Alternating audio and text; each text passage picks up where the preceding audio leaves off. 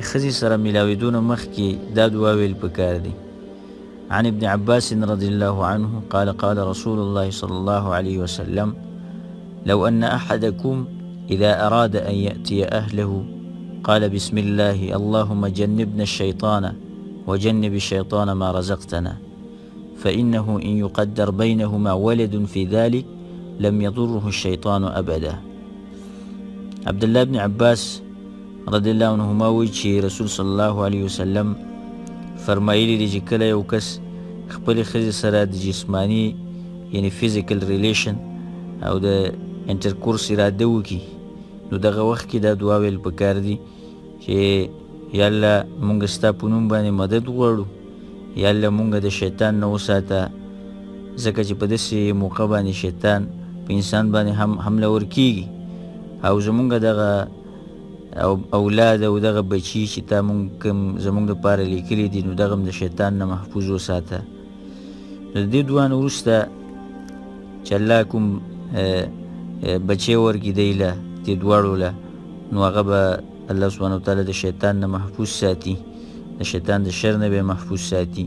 او دا حدیث په بخاري او صحیح مسلم کې دی.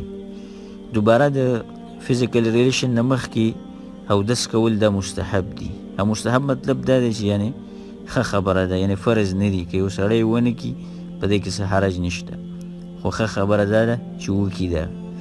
عن أبي سعيد الخدري رضي الله عنه قال قال رسول الله صلى الله عليه وسلم إذا أتى أحدكم أهله ثم أراد أن يعود فليتوضأ. رسول صلی الله علیه وسلم فرمایلی دی، د ابو سعید الخدری رضی الله عنه روایت دی چې رسول صلی الله علیه وسلم فرمایلی دی کله چې یو کس خپل ښځې سره تعلق قایم کی او بیا دوباره کول غواړي نو مخکې د دې نه د اودس وکړي، ځکه یعنې یو ځل تعلق نه بعد ضروري نه ده چې سړی ولامبي.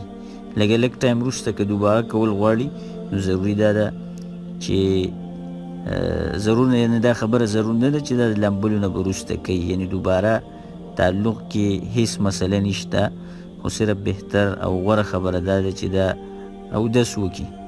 او د اودس یو طرف ته د اودس فایده دا ده چې دی کې فرشنس پیدا کیږي په انسان کې او دې سره انسان تازه کیږي. نو صرف دغه فایده ده په دې کې. هذا والله اعلم.